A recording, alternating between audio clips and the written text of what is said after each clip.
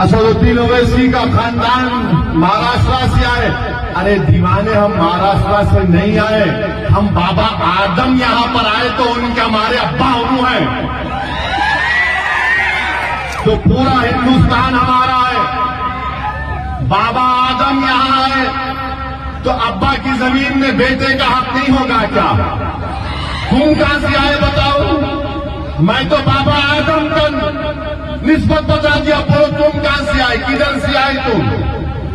याद रखो, तुम मेरी जबान का मुकाबला नहीं कर सकोगे, मगर आपको बताने के लिए कह रहा हूं कि ये कांग्रेस का ये लीडर जो तेलंगाना की कांग्रेस का सदर है, इसकी जबान से निकलना कि ये तेलंगाना के नहीं है, ये आरएसएस की जबान है कि मुसलमान हिंदुस्तान के नहीं है, इस्लाम भारत का नहीं है, इस्लाम बाहर से आया।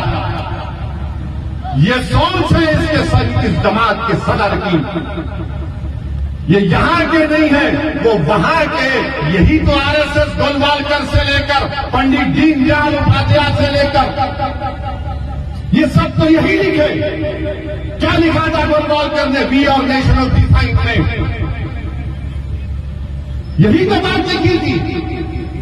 आरएसएस के सर संचालक के बयानात पढ़ लो आप, पिछले 40 साल 50 साल पुराने। वो ये कहते कि मुसलमान इस्लाम इस मुल्क का नहीं है, बाहर से आए। तो वही जबान में ये कह रहा है कबूतर। मगर याद रखो, तुम्हारी इन बातों से कोई फर्क नहीं पड़ेगा। हाँ, तुमने तुम्हारे दिल और दिमाग पर जो नफरत है मुसलमानों के लिए, तुमने जाहिर कर दिया। तेलंगाना के तमाम मुसलमानों को बता दिया कि तुम बोलोगे तो गोलवालकर की जबान में बोलोगे, तुम बोलोगे तो दीनदयाल उपाध्याय की जबान में बोलोगे, तुम बोलोगे तो आरएसएस की किताबों में जो जहर लिखा गया उसको तुम अपनी जबान से बोलोगे।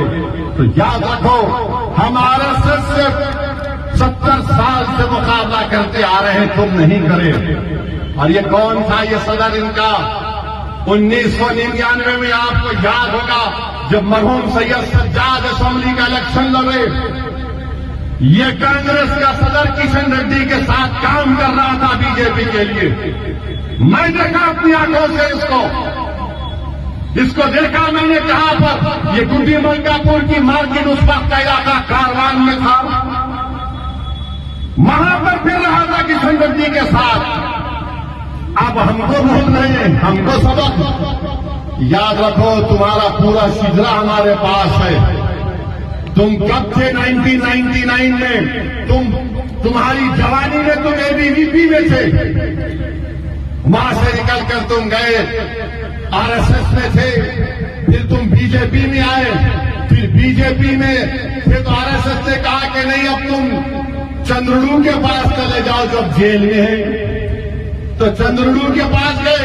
जब चंद्रलू का मामला खत्म हुआ तो कूद गए कांग्रेस में। तो कांग्रेस ऐसे लोगों को लेती है जो आरएसएस की जबान में बोलते हैं।